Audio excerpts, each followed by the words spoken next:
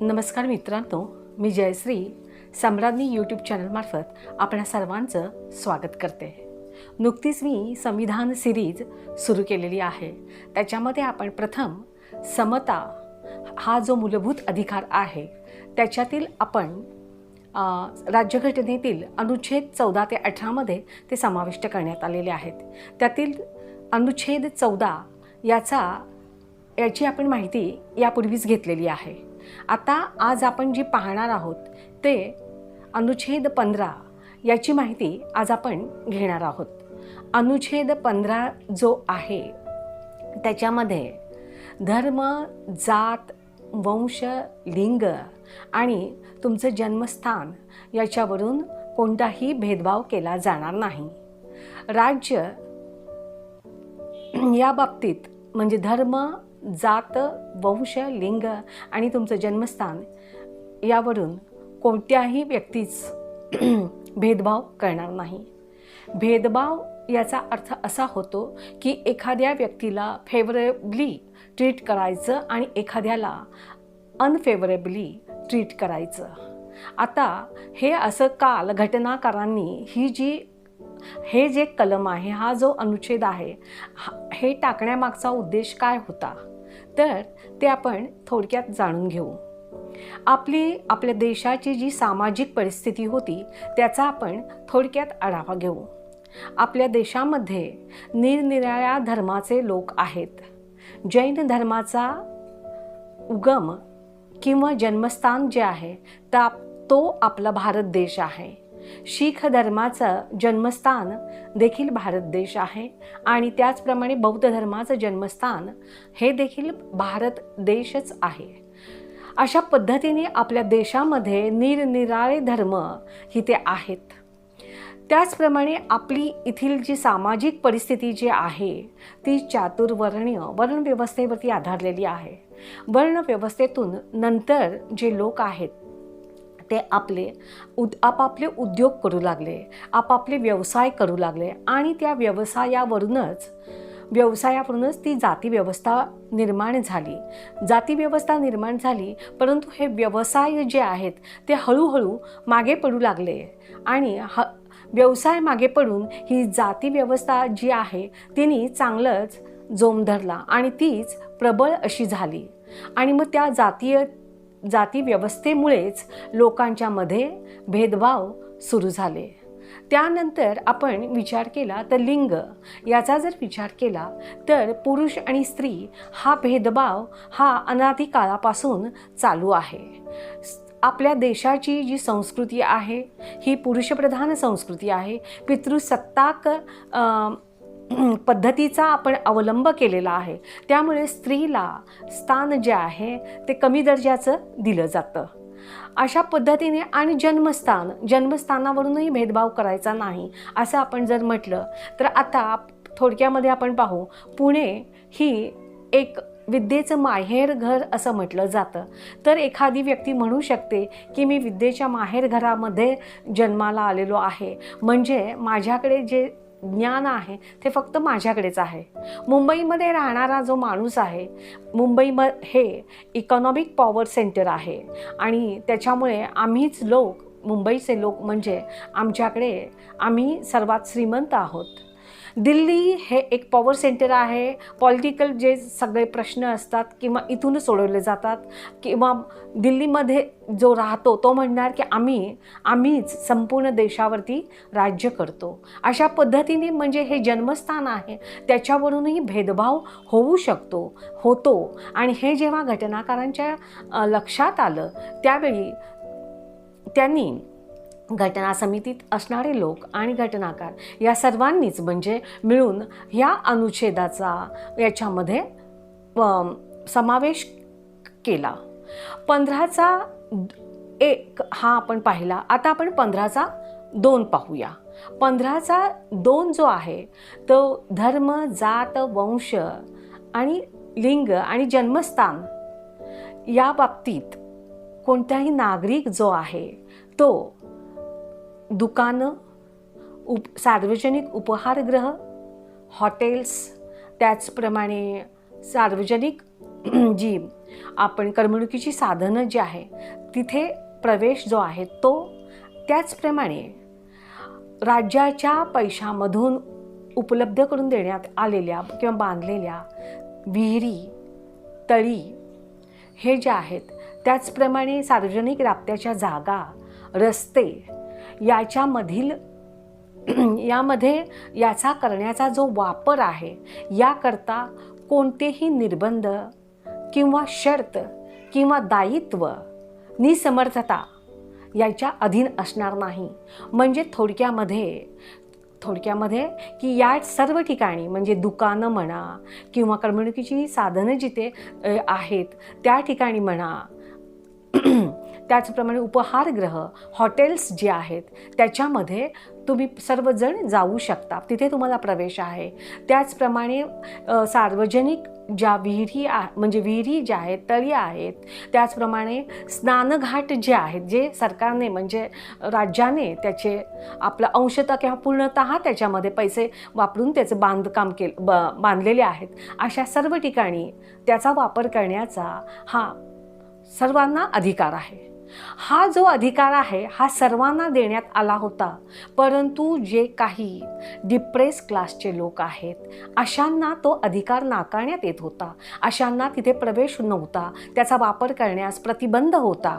मग ही जी गोष्ट आहे ती घटनाकारांच्या लक्षात आली आणि मग म्हणजे थोडक्यामध्ये आणखीन मी तुम्हाला सांगते की तुम्हाला पाणी पिण्याकरता तुम्ही तळे, विहिरी इथे जाऊ शकत नाही. तुम्हाला खाण्याकरता तुम्ही हॉटेल्समध्ये, उपहारगृहामध्ये जाऊ शकत नाही.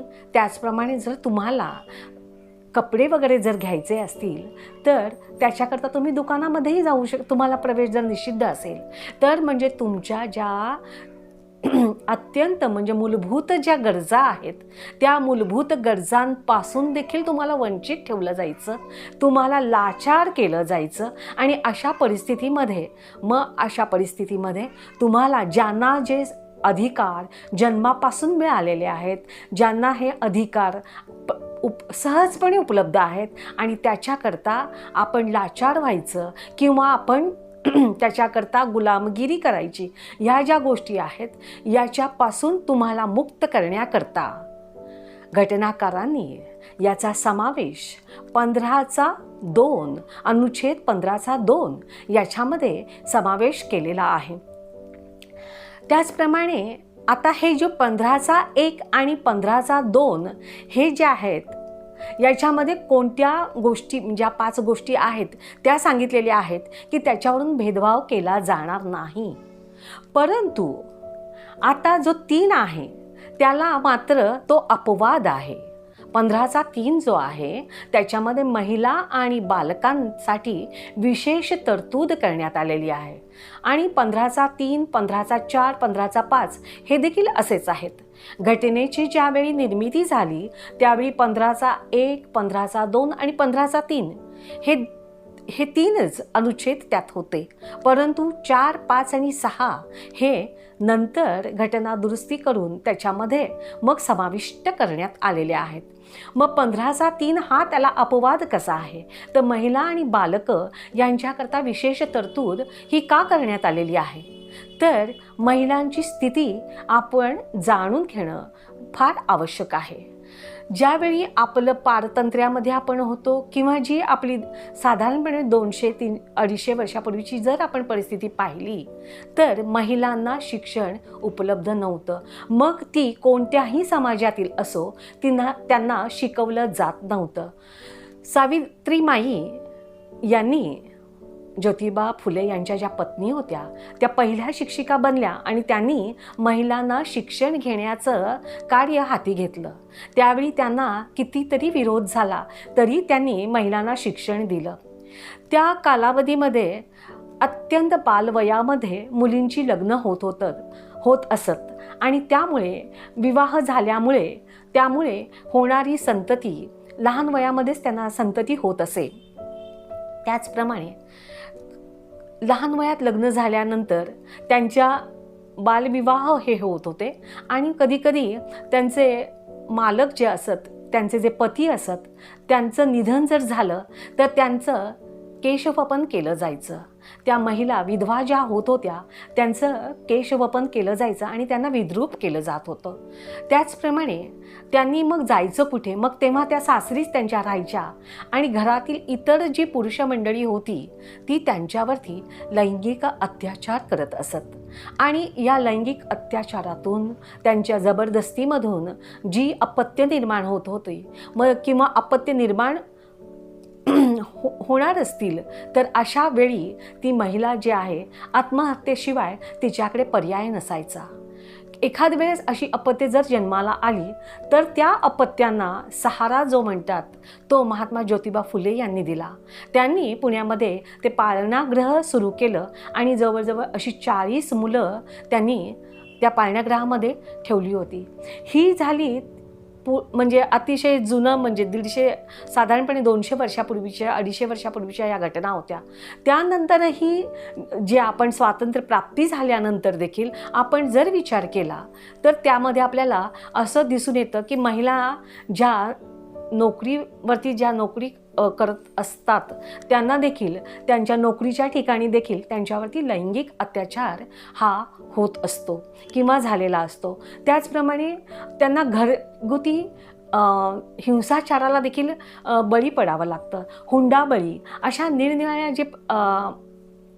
ज्या त्रास आहे तो महिलांना होत असतो. मग त्याकरता म्हणजे महिला ज्या आहेत मग शैक्षणिकदृष्ट्या आर्थिकदृष्ट्या त्या मागासलेल्या म्हणजे सर्वच समाजातील ह्या मागासलेल्या असल्यामुळे मग त्यांना अपलिफ्टमेंट देण्याकरता त्यांना इतरांच्या बरोबरीने आणण्याकरता त्यांना मग काहीतरी सुविधा ह्या देणं आवश्यक आहे. मग अशा पद्धतीने त्यांना मग आरक्षण हे देणं फार महत्त्वाचं आहे. आणि हे आरक्षण म्हणजे काय आहे की हे नोकरीमध्ये देणं म्हणजे नोकरीमध्ये आपले जे पब्लिक सेक्टर आहे जे सरकारी नोकऱ्या आहेत त्याच्यामध्ये महिलांना आरक्षण देण्यात आलं. त्याचप्रमाणे महिलांना राजकीय आरक्षण म्हणजे स्थानिक स्वराज्य संस्था ज्या आहेत त्याच्यामध्ये देखील महिलांना आरक्षण देण्यात आलं आणि नुकतंच आता संसदेमध्ये देखील त्यांना आरक्षण मिळावं याकरता नारी शक्ती जे विधेयक आहे ते देखील मंजूर झालेलं आहे. म्हणजे उद्या महिला ज्याप्रमाणे राजकारणामध्ये स्थानिक स्वराज्य संस्थांमध्ये देखील त्यांची टक्केवारी वाढलेली आहे तसंच सरकारी नोकऱ्यामध्ये त्या आलेल्या आहेत त्याचप्रमाणे उद्या त्या संसदेमध्ये देखील त्या येतील. मग हे आरक्षण जे आहेत की आपण असा विचार करू शकतो की जर धर्म जात वंश लिंग आणि जन्मस्थान यावरून जर भेदभाव करायचा नाही आणि ह्या ज्या काही महिला ज्या आहेत त्या सवर्ण समाजातील देखील आहेत चांगल्या स्थितीतील आहेत त्यांना देखील मग हे आरक्षण कशा करता? पण हे आरक्षणाची आवश्यकता आहे कारण समानतेच्या म्हणजे त्यांना देखील इतर जो आहे समाज जो आहे पुरुष मंडळी जे आहेत त्यांच्या बरोबरीने त्यांना येण्यासाठी या मुख्य प्रवाहामध्ये त्यांना आणण्यासाठी या आरक्षणाची त्यांना गरज आहे. त्याचप्रमाणे इतर जे त्यांच्यावरती होणारे अत्याचार आणि इतर लैंगिक शोषण जे आहे ते थांबवण्याकरता निरनिराळे कायदे जे आहेत ते देखील त्यांच्याकरता उपलब्ध झालेले आहेत. ते मंजूर संसदेमध्ये देखील मंजूर झालेले आहेत. आणि नंतर 15(3) म्हणजे बालकं जी आहेत त्या बालकांच्यावरती देखील असेच अत्याचार होत असतात. मग ह्या बालकांवरती देखील होणारे जे अत्याचार आहेत म्हणजे त्यांच्यावरती देखील लैंगिक अत्याचार होतात त्यांच्याबरोबर देखील क्रूरता केली जाते त्यांना देखील वेश्या व्यवसायामध्ये आणलं जातं. मग अशा पद्धतीने त्यांना चाइल्ड लेबर म्हणजे त्यांच्याकडून एकदम मोठ्या माणसांसारखी एखादी कामं करून घेतली जातात. त्याचप्रमाणे त्यांना जे नशेच्या आहारी त्यांना टाकलं जातं त्यांच्याकडून भीक मागवली जाते त्यांना. त्याचप्रमाणे त्यांना चोरीमारी करणं याकरता देखील त्यांना प्रवृत्त केलं जातं. अशा पद्धतीने आणि पोर्नोग्राफी जे आहे त्यासारखे देखील जे गुन्हे जे आहेत ते त्यांच्याकडून घडवून आणले जातात. मग अशा करता या मुलांच्यासाठी देखील कायदे जे आहेत ते केलेले आहेत. पॉक्सो ॲक्ट जो आहे तो अशातूनच निर्माण झालेला आहे. त्या पद्धतीने मुलांसाठी देखील या आपल्या घटनेमध्ये सुविधा करण्यात आलेल्या आहेत. Directive principles of the state policy हे जे आहे याच्यामध्ये देखील म्हणजे राज्याची जी धोरणं आहे आणि त्या राज्याच्या धोरणामध्ये काय निर्देशक तत्वांचा अवलंब केला पाहिजे त्याची माहिती देखील आहे. आता आपण जर पाहिलं तर याच्यामध्ये 39 जे आहे अनुच्छेद 39 आहेत त्याच्यामध्ये स्त्री आणि पुरुष यांना नोकऱ्यांची उपलब्धता करून देणं याची जबाबदारी ही राज्यावर असली पाहिजे असं जे मार्गदर्शक राज्याची जी पॉलिसी आहे त्याच्यामध्ये हे मार्गदर्शक तत्व आहे. त्याचप्रमाणे समान कामासाठी समान वेतन, स्त्री आणि पुरुष या दोघांनाही समान कामासाठी समान वेतन हा देखील अनुच्छेद 39चाच भाग आहे. आणि बालकांसाठी जर तुम्ही म्हणाल तर अनुच्छेद 45 हा आहे. त्याच्यामध्ये जी बाल्यावस्थेतील जी बालकं आहेत म्हणजे 6 वर्षाच्या आतील बालकं आहेत त्यांची देखभाल आणि त्याचप्रमाणे त्या बालकांची देखभाल आणि त्याचप्रमाणे त्यांचं शिक्षण याकरता देखील ती तरतूद केलेली आहे. आणि आत्ता राहिलं कर्तव्य 51 हा जे पालकांचं कर्तव्य आहे की त्यांनी 6 ते 14 या वयोगटातील जी बालकं आहेत त्या सर्वांना त्यांनी शिक्षणाकरता शाळेमध्ये पाठवलंच पाहिजे. अशा पद्धतीने हे मूलभूत कर्तव्य आहे त्याच्यामध्ये समावेश केलेला आहे. आज आपण जे पाहिलेलं आहे याच्यामध्ये आपण महिला आणि बालकं यांच्याकरता कोणत्या तरतुदी केलेल्या आहेत राज्यघटनेने ते आपण पाहिलेलं आहे. त्याचप्रमाणे महिलांना आरक्षण कशा पद्धतीने दिलं जातं हे देखील पाहिलेलं आहे. कारण समानता हा जो मूलभूत अधिकार आहे त्याच्यामध्ये समानतेवरती या महिला आल्या पाहिजेत. ज्या मुख्य प्रवाहापासून ज्या दूर आहेत त्यांना मुख्य प्रवाहात आणण्यासाठी आरक्षण हे किती आवश्यक आहे. आणि त्याकरता आपण घटनाकारांचा देखील आभार मानणं आवश्यक आहे. कारण अनुच्छेद 15(3) मध्ये महिला आणि बालकं यांच्याकरता विशेष तरतूद केलेली असल्यामुळेच हे जे आरक्षणाचा जो मुद्दा आहे म्हणजे नोकरीमधील आरक्षण, स्थानिक स्वराज्य संस्थांमधील आरक्षण आणि आता संसदेमध्ये जे पुढील काळामध्ये मिळणारं आरक्षण आहे हे आपणास मिळणार आहे. त्यामुळे आपण सर्व महिलांनी या बाबतीत घटनाकार, घटना समिती यांचं आभार मानणं फार आवश्यक आहे. आत्तापर्यंत मी जी माहिती आपणास दिलेली आहे ती घटनेचा अनुच्छेद 15, 1, 2, 3 याची दिलेली आहे आणि त्यातील 3 जो आहे तो कसा 1 आणि 2चा अपवाद आहे हे देखील आपणास सांगितलेलं आहे. मी आत्तापर्यंत दिलेली माहिती आपणास कशी वाटली आहे याबद्दल आपले कॉमेंट येणं फार आवश्यक आहे. तसंच माझ्या चॅनलला लाईक, शेअर आणि सबस्क्राईब करण्यास आपण विसरू नका. धन्यवाद.